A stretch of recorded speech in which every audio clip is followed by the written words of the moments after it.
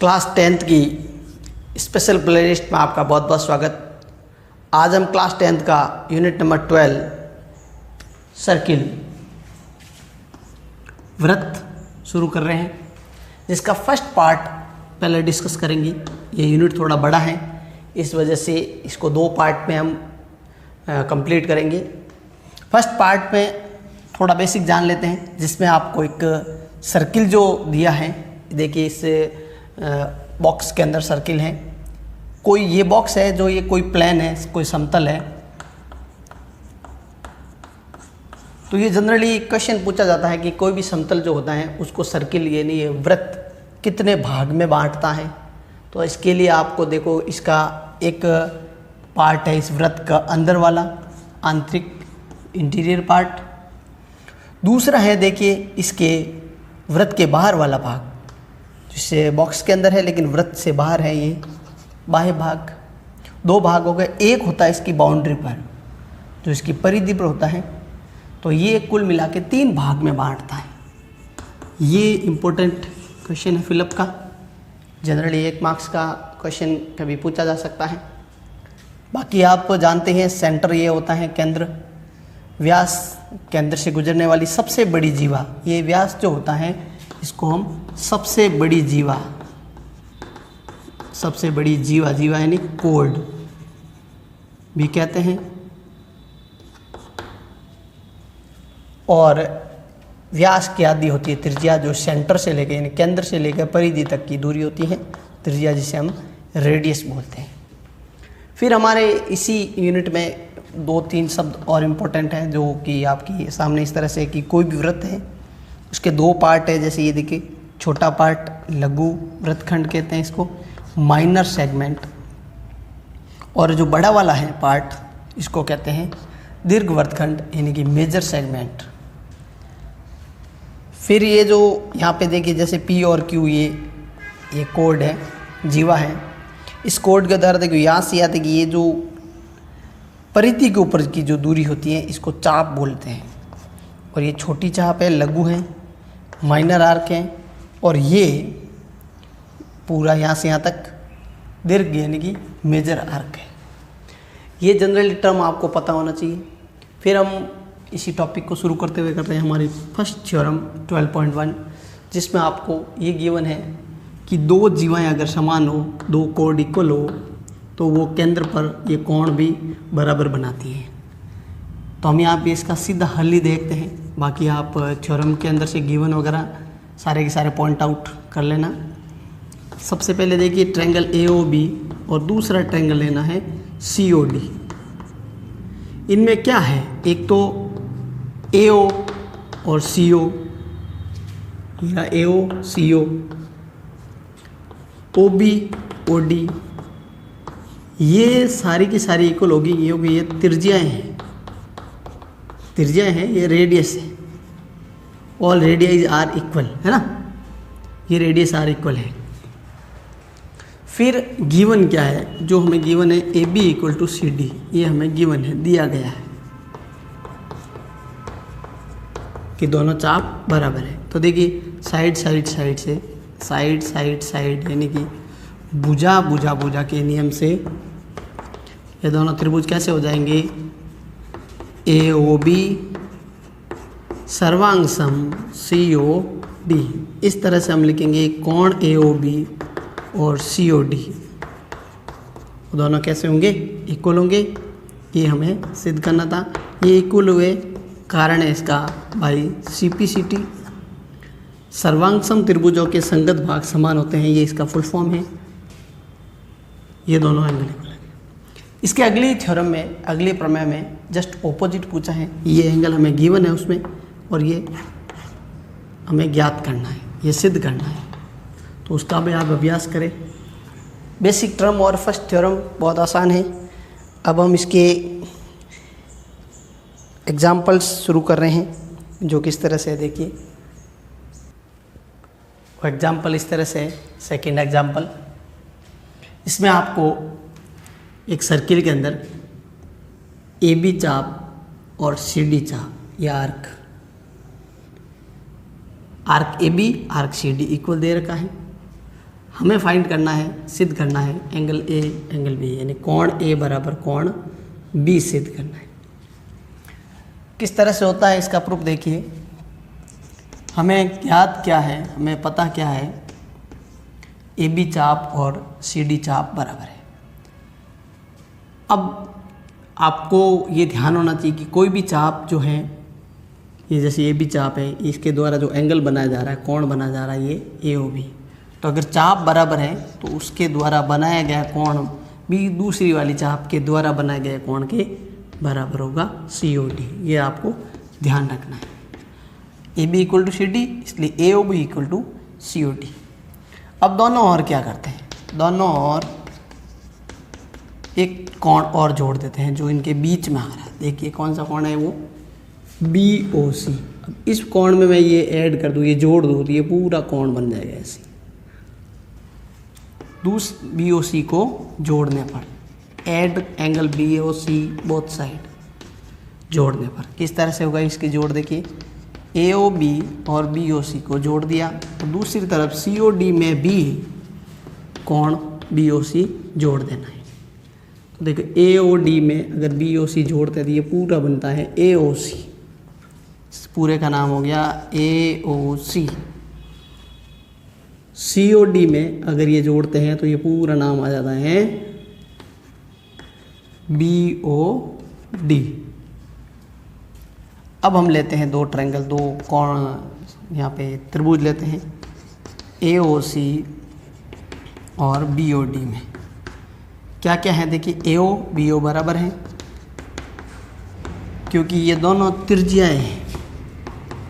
दोनों क्या है, त्रिज्या है। Both are radii, both are radiis. फिर एंगल इनके बीच का, कोण इनके बीच का ए ओ सी और बी ओ सी, ये हमने सिद्ध कर दिया,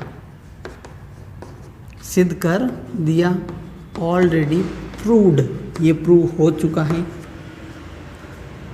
फिर है ओ सी इक्वल टू ओ डी, ये भी क्या है, ये भी त्रिज्याएं हैं, रेडियाइज है। अब देखो आप side angle side, side angle side से ए ओ सी और बी ओ सी कैसे आ जाएंगे, सर्वांग सम, कॉन्ग्रुएंट। इस तरह से हम लिखेंगे एंगल ए और angle B, angle A angle B, कोण ए बराबर कोण बी, कारण हो जाएगा by C P C T. बहुत ही सिंपल क्वेश्चन है, ये एग्जाम्पल है। अब हम एक इम्पोर्टेंट और थ्योरम डिस्कस करते हैं, प्रमेय का डिस्कशन करते हैं। ये प्रमेय है 12.3 12.3। इसमें बोला है केंद्र से जीवा पे, ये जीवा है, कोड पे डाला गया लंब जीवा को समद्विभाजित करता है, बराबर दो भाग में बांटता है। ये हमें सिद्ध करना है। इसकी उत्पत्ति ही देखते हैं, डायरेक्ट इसका प्रूफ देखते हैं। क्या गिवन है ये आप नोट आउट कर लें क्वेश्चन को देख के, थ्योरम को देख के। यहाँ हम ले रहे हैं दो ट्रायंगल ए ओ एम और बी ओ एम। इसमें सबसे पहले जो ए ओ है वो बी ओ के बराबर है। ये दोनों क्या है, त्रिज्याएं हैं, बोथ आर रेडियाई। फिर इनके मध्य एक कोण है, दोनों साइड आ रहा है। तो ये देखो एम एम से इस तरह से आपको इसको लिखना है, ओ एम ए और ओ एम बी, ये अलग अलग है दोनों कोण। देखिए ओ एम ए इस साइड का है, ओ एम बी इस साइड का है। ये दोनों 90-90 हैं क्योंकि ओ एम जो है वो ए बी पर क्या है, परपेंडिकुलर है, लंब है। एक कॉमन साइड कौन सी है देखिए दोनों में, O M and O M, ये कॉमन है, उभयनिष्ठ है। इसका मतलब समकोण है, समकोण कर्ण भुजा नियम लिखे, RHS समकोण कर्ण, ये राइट एंगल हाइपोटेनस साइड लिखे, या साइड एंगल साइड भी कह सकते हैं, लेकिन यह एंगल इस तरह का है इसलिए इसका नाम रहेगा समकोण कर्ण भुजा, ये गुणधर्म है समकोण कर्ण भुजा, राइट एंगल हाइपोटेनियस साइड, इसका फुल फॉर्म है। ये RHS राइट हैंड साइड नहीं है। इस रूल से AOM किसके सर्वांग सम आ जाएगा? BOM के। इस तरह से हम लिखेंगे AM बराबर BM, जो हमें सिद्ध करना था। एक छोटा सा प्रूफ ये वाला, AM equal to BM, simple theorem है। इसका यूज़ हम करेंगे, इसलिए इसको डिस्कस करना ज़रूरी था। किस तरह से इसके यूज़ से रिलेटेड क्वेश्चन होते हैं वो आगे कंटिन्यू में देखते रहिए। अब हम लेते हैं एग्जाम्पल नंबर 4, जिसमें दो वृत्त हैं आपस में परिच्छेद कर रहे हैं और उनकी जो कॉमन कोड है AB, कॉमन जीवा है AB, दोनों के केंद्र O और P अलग अलग है। हमें सिद्ध करना है कि जो OP है वो इस AB को लंब समद्विभाजित करती है, दो बराबर भागों में भी बांट रही है और 90 डिग्री पर बांट रही है, ये सिद्ध करना है। इसके लिए देखिए इसकी उत्पत्ति, इसका सॉल्यूशन, इसका प्रूफ क्या होगा। देखिए सबसे पहले लेना है ट्रायंगल OAP और दूसरा लेना है ट्रायंगल OBP। इन दोनों ट्रायंगल में ध्यान से समझिए किस तरह से लेना है हमें।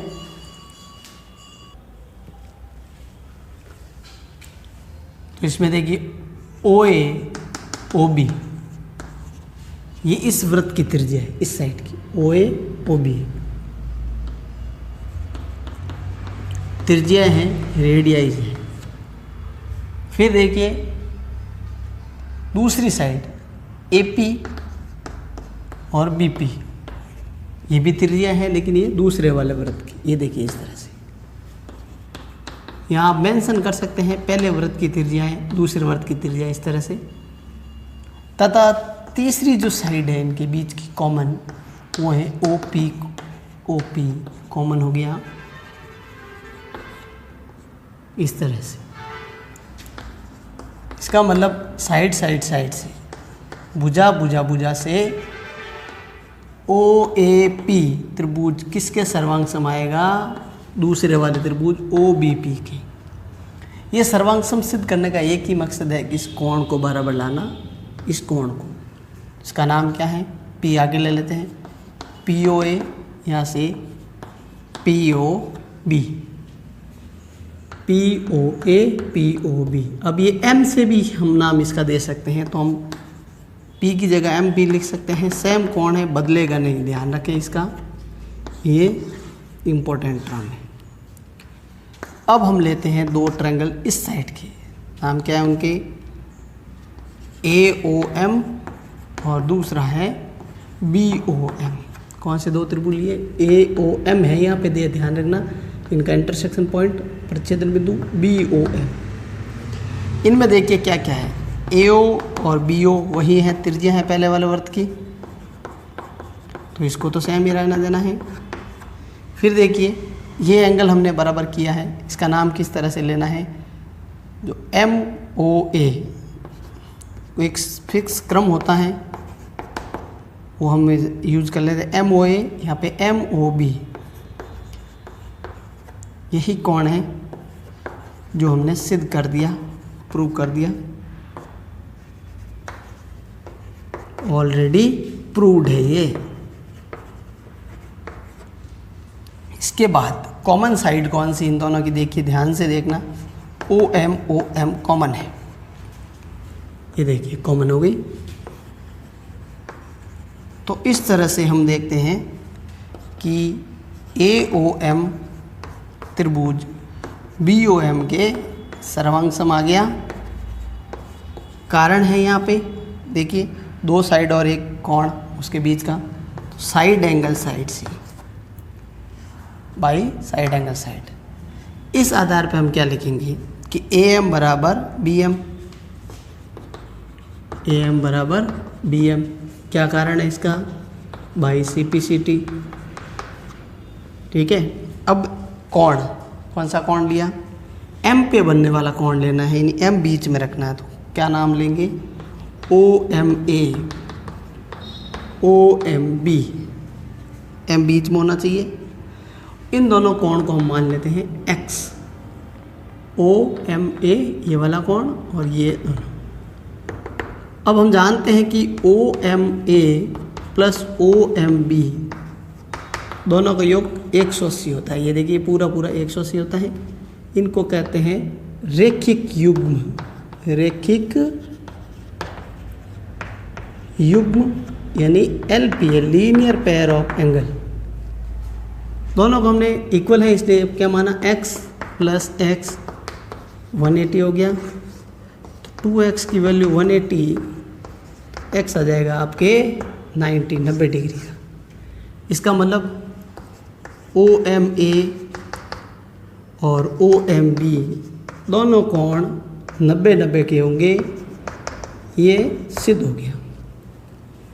इससे पहले AM और BM सिद्ध हो गया, अर्थात OP जो है AB का लंब समद्विभाजक है, लंब समद्विभाजक है, परपेंडिकुलर बाइसेक्टर है। लंब समद्विभाजक क्या कहेंगे, परपेंडिकुलर बाइसेक्टर। ये थोड़ा सा ध्यान रखें, परपेंडिकुलर बाइसेक्टर हैं।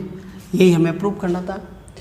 वेरी इंपॉर्टेंट एग्जाम्पल नंबर 4 है, जिसमें आपको 2 बार त्रिभुजों को अलग अलग तरीके से कॉन्ग्रुएंट करना है, सर्वांगसम करना है, उसके बाद अपने प्रूफ तक पहुंचना है। अब हम देखते हैं एग्जाम्पल नंबर 5। इस वृत्त में 2 जीवा AC और ये AB 12-12 सेंटीमीटर दे रखी है। वृत्त की त्रिज्या 10 सेंटीमीटर है। हमें ज्ञात करना है इस BC का मान, इस BC जीवा का मान। ये क्वेश्चन CBSE 9th के अंदर है और RBSE के 10th के अंदर है। तो ये किस तरह से सॉल्व करना है इसको ज़रा देखिए। इसके लिए ये जो ट्रायंगल है, त्रिभुज है COA, इसको साइड में देखो किस तरह से समझाया हुआ है। ये वाली साइड 12 है, ये त्रिज्या देखिए 10 है, ये भी त्रिज्या ही है। हम क्या कर रहे हैं, ये केंद्र O से देखिए, यहाँ पे O से इसके ऊपर लंब डाल रहे हैं, ये OM लंब डाल दिया यहाँ पे, ये M पॉइंट है हमारा, इस तरह से ये, ठीक है, इस तरह से ये।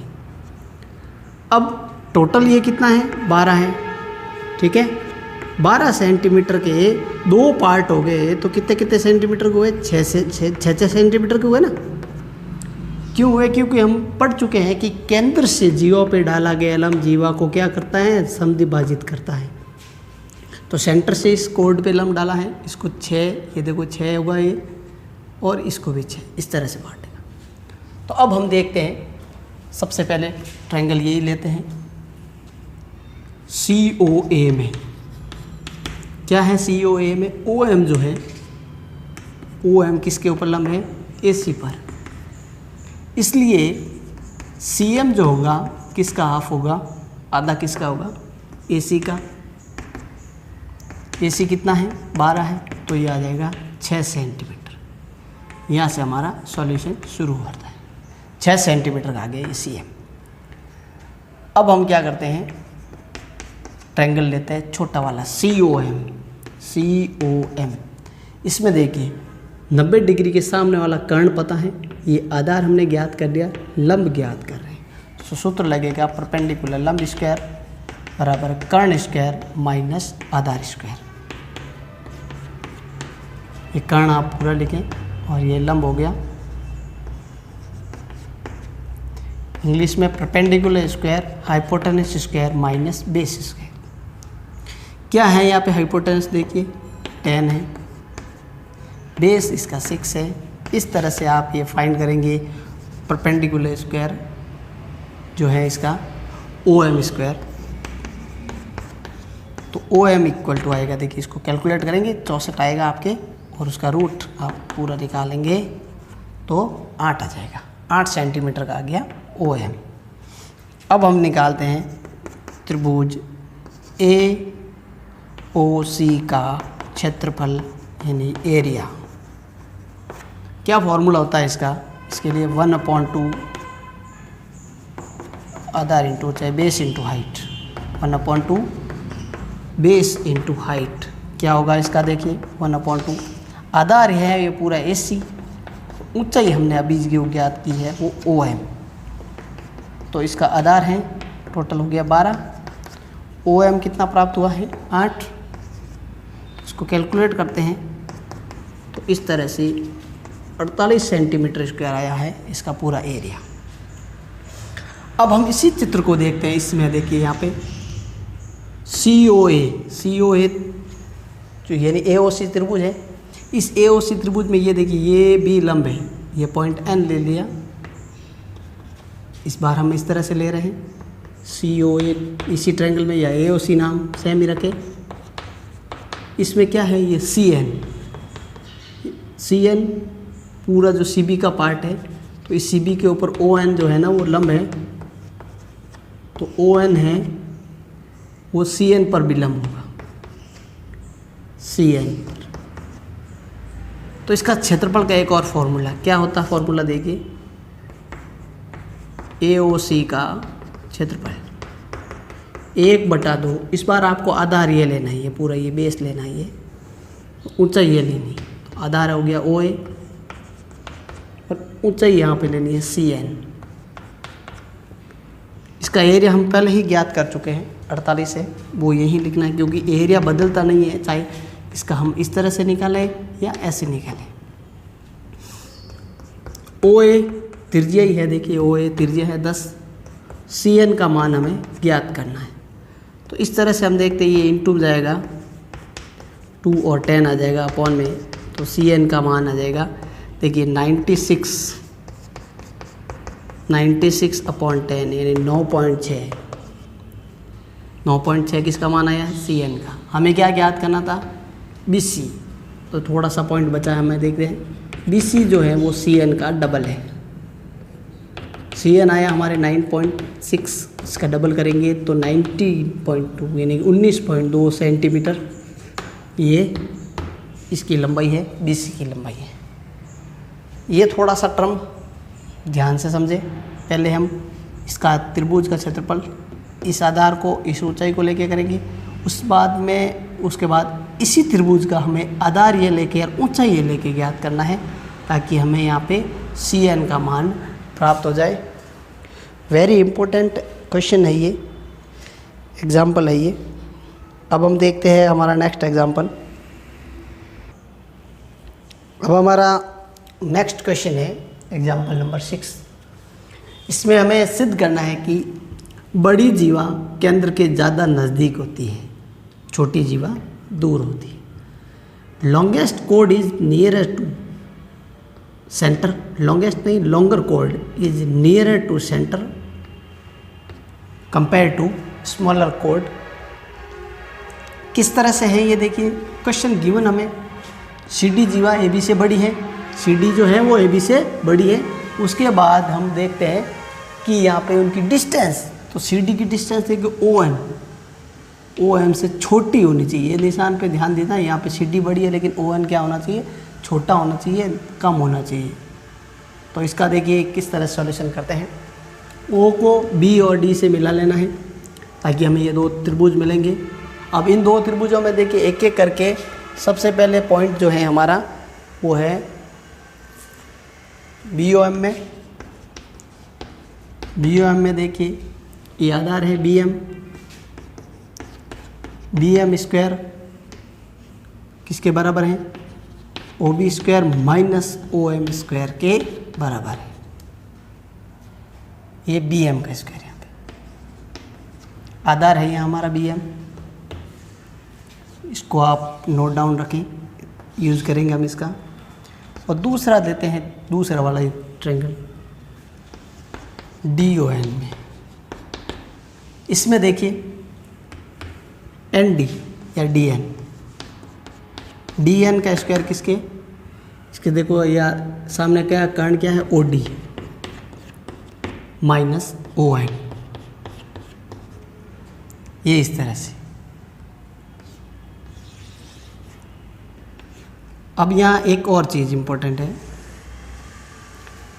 जो OB है और ओ डी है वो दोनों बराबर है, क्योंकि दोनों जो हैं वृत्त की त्रिज्या है।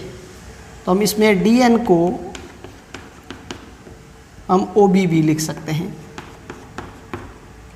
ओ एन तो सेम ही रखें कंडीशन के लिए, ताकि हम कैलकुलेशन इजी कर सकें। अब हमें क्वेश्चन में क्या गिवन है, देखिए क्वेश्चन में हमें गिवन है कि जो सी डी है वो ए बी से बड़ा है, लेंथ है इनकी, तो इनका वर्ग भी इसी संबंध में होगा, इसी रिलेशन में होगा कि सी डी का स्क्वायर भी ए बी के स्क्वायर से बड़ा होगा। उससे पहले आप यहाँ पे देखिए, दोनों साइड अगर हम हाफ से इंटू करें, वर्ग यहाँ नहीं करना है, दोनों को हम हाफ से इंटू करें, आधे से करें, तो सी डी का आधा क्या है, ये पूरा सी डी है, उसका आधा है एन डी या डी एन। किससे बड़ा होगा, ए बी के आधे से। ए बी का पूरा आधा क्या है, ये देखिए बी एम से। अब हमें यहाँ पे स्क्वायर करना है, ये स्क्वायर किया। अब ये एन डी या डी एन एक ही होता है, इसमें कंफ्यूज होने की कोई ज़रूरत नहीं है आपको। ये इस तरह से भी लिख सकते हैं हम, ये वाला डी एन किसके स्क्वायर के से बड़ा आया है, बी एम के स्क्वायर से। तो डी एन स्क्वायर की वैल्यू डी एन की जगह और बी एम या एम बी स्क्वायर की वैल्यू एम बी की जगह, यहाँ पर भी एम बी या बी एम सेम ही है। वैल्यू पुट करते हैं, देखो डी एन स्क्वायर की क्या है, O B square minus O N square greater than किससे बड़ा है, O B square minus O M square. दोनों साइड ओ बी स्क्वायर है, इसलिए ओ बी स्क्वायर से O B square cancel out हो जाएंगे। अब हमारे पास इस तरह से स्थिति रहेगी, और दोनों के आगे देखिए माइनस का निशान है, और जैसे ही ये निशान हटता है तो ये निशान उल्टा हो जाता है। ऐसा इसलिए होता है कि देखिए -2 जो है वो -3 से बड़ा है, लेकिन निशान हटाने पर देखते हैं कि 2 जो है वो 3 से छोटा है। ये कंडीशन आपको थोड़ा सा ध्यान देनी है यहाँ पे।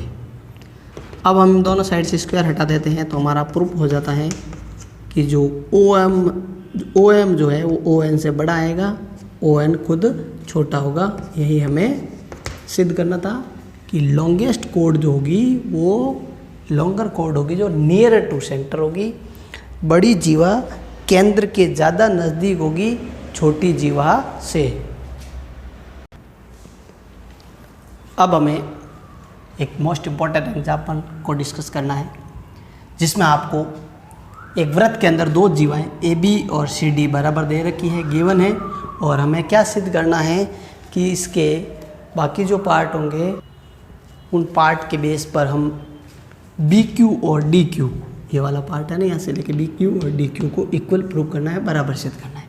इसके लिए देखिए सबसे पहले तो हम ये जीवा लिखते हैं जो हमें बराबर दे रखी है, ए बी और सी डी, ये दोनों कोड हैं, जीवाएँ हैं, समान जीवाएँ गिवन है, हमें